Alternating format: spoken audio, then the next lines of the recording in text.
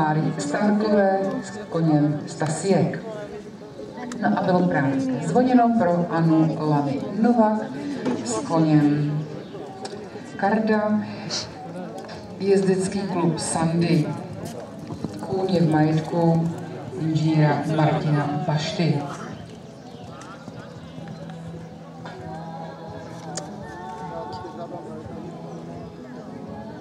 Připravuje se Petr Dajbych, Denisa Vegrichtová, Sára Roubalová.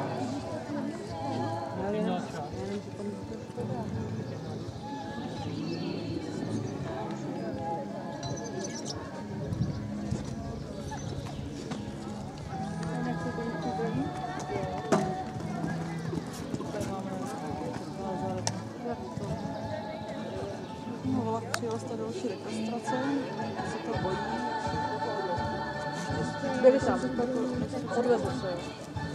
No, ale ono to, no, ale ono...